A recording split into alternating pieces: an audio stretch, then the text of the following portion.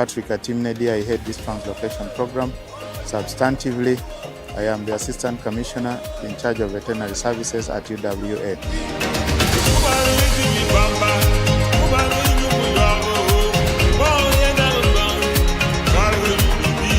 So what you are witnessing and documenting today is the translocation of Nubian giraffes from the northern bank of Murchison Falls here to Ajai Wildlife Reserve. It's a distance of approximately 100 to 120 kilometers.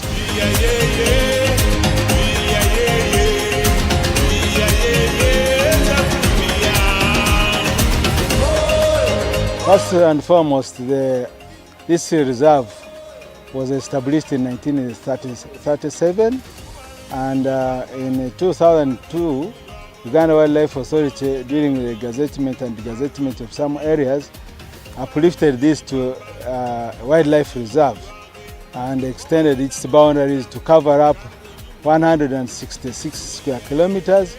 That is the area size.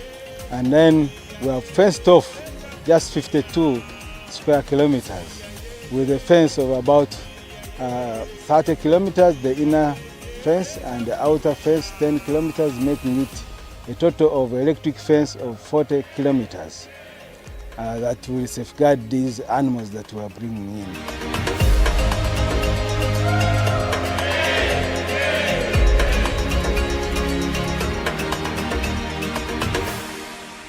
Today has been our first capture. We have 3 female giraffes on board on the track there, as you can already see, and we are going to set off for Ajai in the next few minutes. We are doing this for the following reasons. One is that we want to expand the range of these critically endangered Nubian giraffes, because as you are aware, there's a lot of oil and gas activities going on here, tourism development, climate change, bush encroachment, invasive species and everything else. So this is shrinking the habitat of wildlife here, but also giraffes in particular. So having a seed somewhere about 100 kilometers away from here, within the same conservation area, same zone, is the right conservation decision to do. So we thank management for accepting this.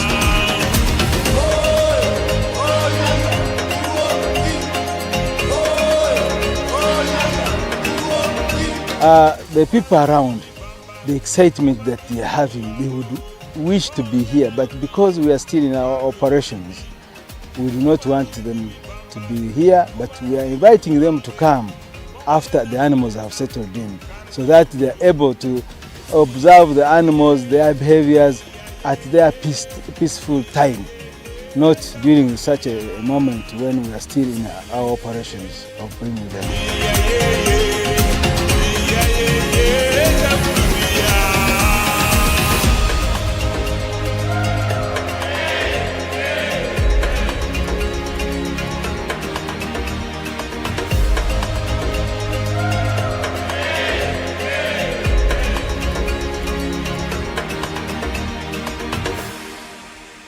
We are repopulating Ajai Wildlife Reserve.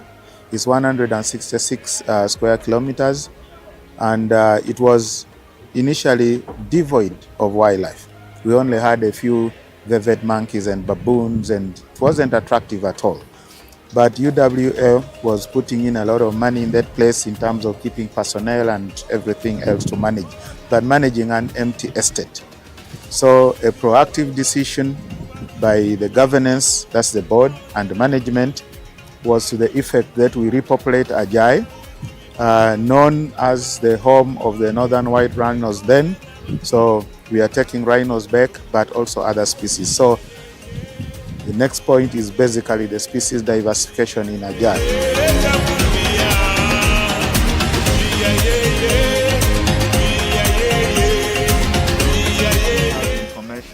That we have some candidates down in the valley here. So that's where we are heading now to start the captures. We want to be orderly because we are a big group. So the first vehicle that will lead the way is the vehicle carrying the darting team. It has a radio, they'll get to the herd, they'll do a selection, and then they'll do immobilization. And that is Walusimbi. Walusimbi, where are you? All right. The second vehicle that is going to follow Walusimbi is Ronald Kwisana. Ronald is going to carry the roping team, who are also carrying along with them the blindfold, the earplugs, and everything else. The third vehicle that is going to follow is, there are more people who are going to support the roping team, so that will be this white one here. Katende.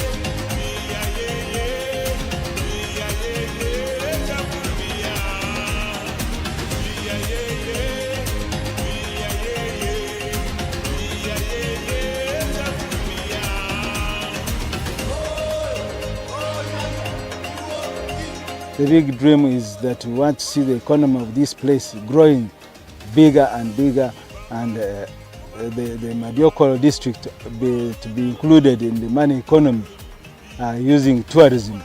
And the Ajai Wildlife Reserve will be the primary tourism attraction. And then we add on other tourism attractions like the Emini Pasha sites, Eclipse sites, the smallest church in the world, the slave trade routes, and many other tourism attractions within the region.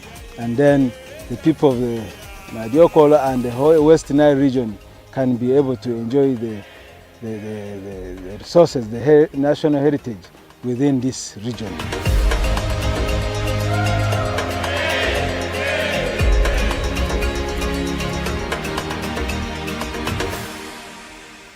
As we talk now, we already have some rhinos in Ajai. My name is Fred Kiza, the Chief Warden for Murchison Falls Conservation Area, where Ajai is one of the reserves of this great park called Murchison Falls Conservation Area. And today I'm here and very excited. We have buffaloes who've taken there, we have zebras who've taken there, we have cobs who've taken there. Now we are taking the giraffes.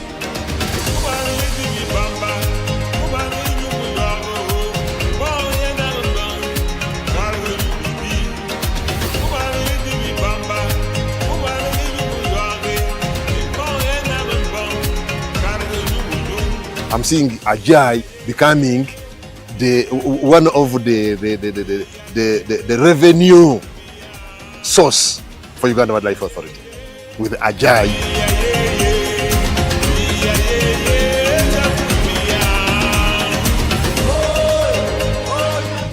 We've not finished the rhino translocation to Ajai.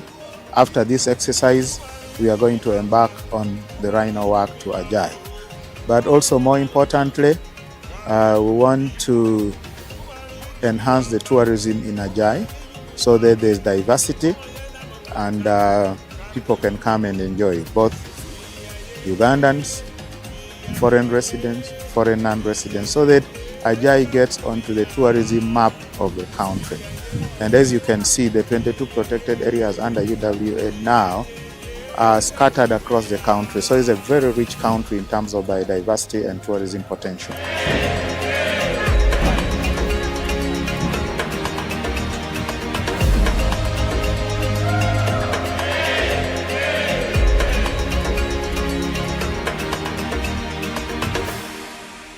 The strategy of UWA is you get to any corner of the country, there must be tourism attractions. So this is one of such initiatives. And tourism, as you know, is among the sectors government has earmarked to grow the economy tenfold by 2040. So it's among the ATMs. and it comes with a huge potential along the tourism value chain. So you have jobs, you have investments, you have markets for foods and other products, you have cultural tourism developing there, and of course with the overall infrastructure that government continues to put in the tourism areas. So we believe that when we do this in Ajai, then Ajai will pick up and get onto the tourism map of the country, and the benefits, the enormous benefits, will accrue to government through socio-economic transformation, the neighboring communities there, but also the entire community of Uganda. As you know, the political history of this country, northern part of Uganda and West Nile in particular was a war zone for many years. And then automatic rifles got into the wildlife protected areas and literally butchered most of the wildlife. That is how we lost the northern white rhinos in Ajai. So before this repopulation started, there was a strategic investment in infrastructure. So the boundaries of Ajai was opened, and now we have put markers there. Ajai was initially encroached. The encroachers have been moved out and they were compensated. And then we've enhanced the staffing level there. We've built ranger posts, we've built a new office, we've put in place the transport systems, motorcycles, vehicles are in place. So the staffing is there, but more importantly, we've worked very closely with the district of Madiokolo and the communities around Ajai. We've gotten their buy-in. They are very enthusiastic. They are actually the custodians of these animals. They've pledged to us in the district council meeting and also in the other community meetings we've had that this time they are going to protect their heritage.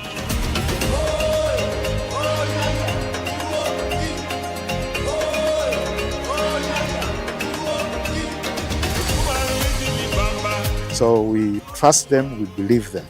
Obviously, there will be one or two wrong elements coming from wherever, but our intelligence system, our law enforcement system, our investigation system, and working together with the other stakeholders, the police, the judiciary, the military, and everybody else, will support us in protecting the wildlife in Ajai. So we are confident that this time we shall not go back to the bad political history of having wildlife destroyed because of poaching.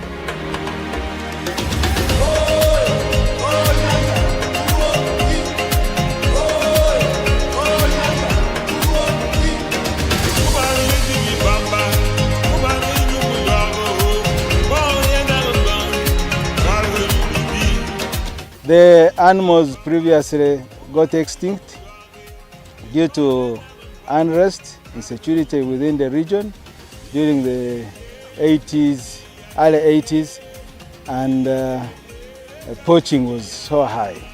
Therefore, we lost most animals to poaching, due to poaching both for commercial and other things. But as we talk today, as we're bringing back these animals, even the ones who finished the previous animals are happy to receive these animals.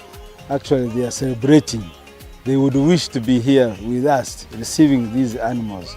So they are ready to conserve with us. When you do range expansion, you don't want to have all your eggs in one place, because if a calamity happens there, then you lose a species.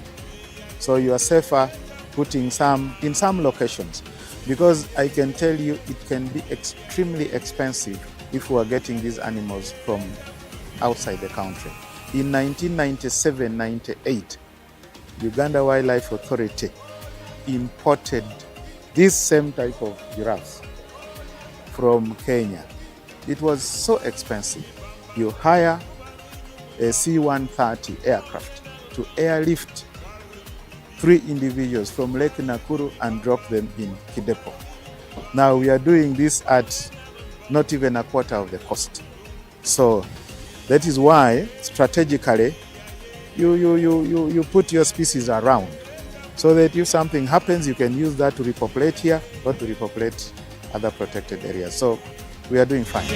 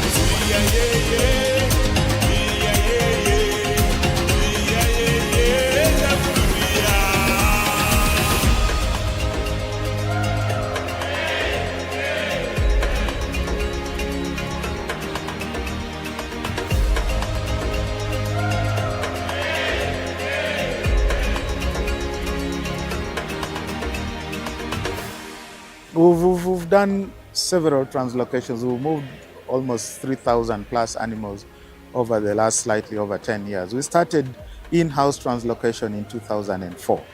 That was when we took the first cohort of elands from Lake Mburo National Park to Kidepo National Park, Kidepo Valley. The eland population in Kidepo at that time was dwindling, and so we needed to reinforce that population. So we did that.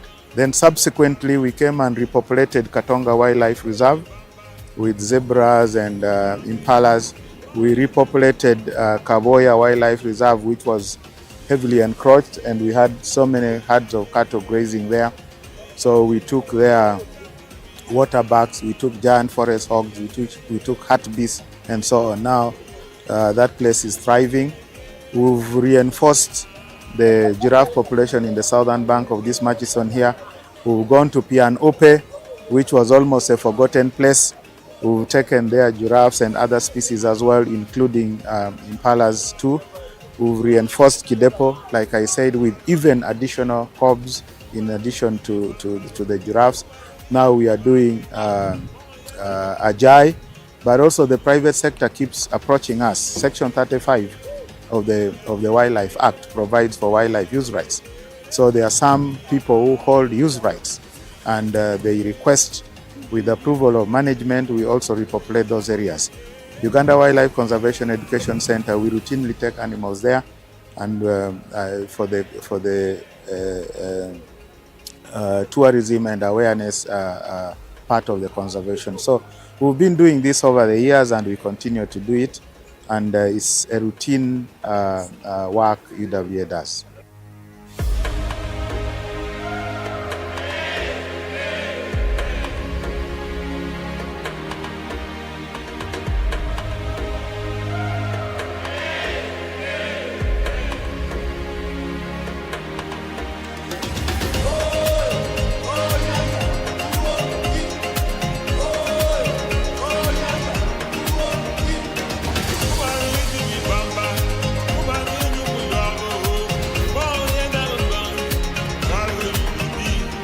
In the first place, I'd like to thank Almighty God for having brought you people here, and it has been a pleasure for us. Since some of our members, our community members, we are gone, they have never seen giraffe, and it has been a great chance that we have seen giraffe. And I know with the time, community here will have time to come and see the giraffe. Happy, I'm grateful because it has been for a while.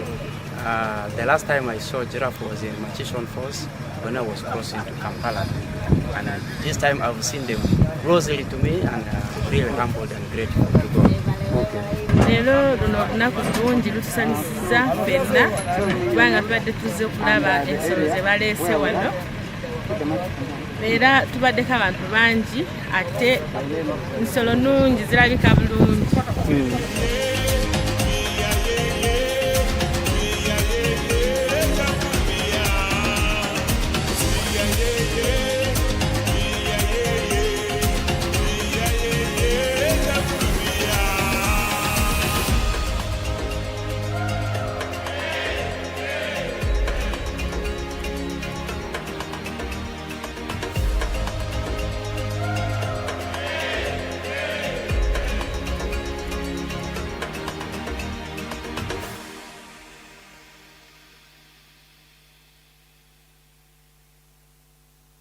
Like the way it's spoken out, and we have made community sensitization on the importance of these animals and how they can design environment.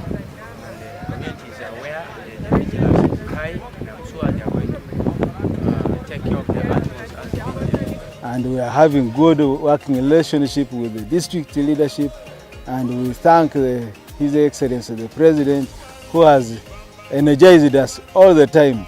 He came to power when we had 4 national parks, but today, as we talk, we are more than 10, and we're still growing big and bigger. And even we expect this place, the Wildlife Reserve of Ajai, to become a national park in the future. This is the 5th animal species that we are reintroducing in Ajai Wildlife Reserve, beginning with Uganda cobs, buffaloes, rhinos, zebras, and then these giraffes. So there are now 5 species reintroduced in Ajai Wildlife Reserve since January. And to the international world, come to Murchison Conservation Area, have a full package to see the big 5 in Murchison Falls Conservation Area and in Ajai in particular. Then we translocated giraffe from Lake Nakuru. Kidepo was remaining with 1 female and 6 males, 5 males, and if anything happened to the female, there would be no more giraffes in Kidepo. Meanwhile, Kenya had too many giraffes in Lake Nakuru. They were finishing all the vegetation, and so they said, come and move them. So of course, I think even moving giraffes is, I would say, maybe more complicated because they're very delicate.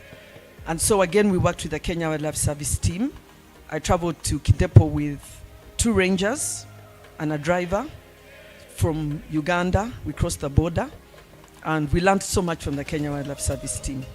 So the animals were captured in Lake Nakuru.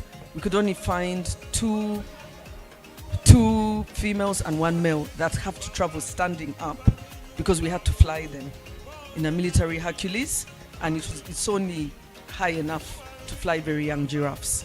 And so we only captured 3, and we were able to move them. After they stayed in the Boma, we drove them to Eldoret Airport, and they were flown to Kidepo Valley National Park. They got into Kidepo, they settled well, and then the other giraffes came to. We drove them there after 6 weeks in the Boma, and the other giraffes joined them. And again, I thank Peter Muller for raising money from Frankfurt Zoological Society for this exercise. So this was featured actually on BBC, National Geographic, Animal Planet, and in a book for 8 to 12 years old called Gladys Working as a Wildlife Vet. They were featuring women in male-dominated professions. So they also featured a pilot, an engineer, a teacher, and a social worker. And that's one of the rangers we went with. I know he's retired now from Kidepo. So then everyone said, now that you've moved giraffes, you should draft a translocation policy. So even as a vet, I learned, you also have to draft policies. So, so this was anyway very exciting for me. At that stage of my life, I just wanted to learn new things.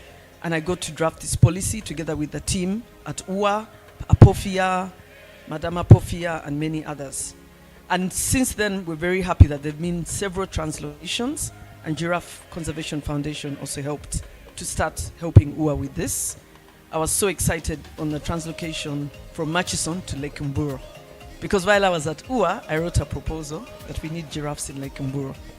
So 20 years later, I was approached by Dr. Patrick Atemide and Agri at Retsiba that we need your proposal. And finally, giraffes were taken to Lake Mburo, and I was happy to join everybody then. We traveled, me, Lawrence, my husband, Indigo, and his younger brother, Tendo. And they gave them junior warden, junior warden, junior ranger for accompanying us. And we're so happy that now in Lake Mburo, I don't know how many giraffes are there now. Amazing. Because we took about 15 at the time.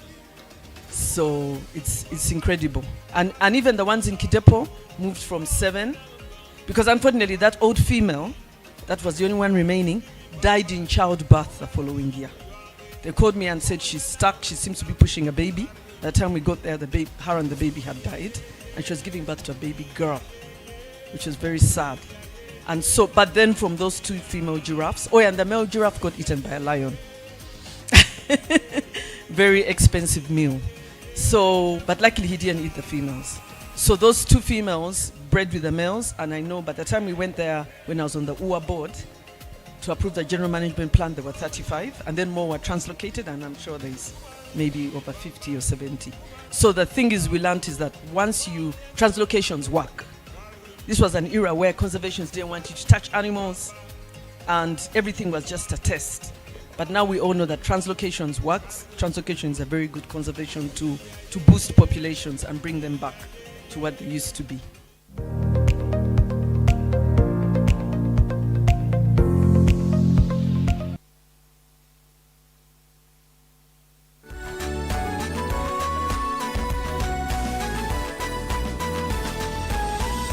Gugudde TV, transforming your life.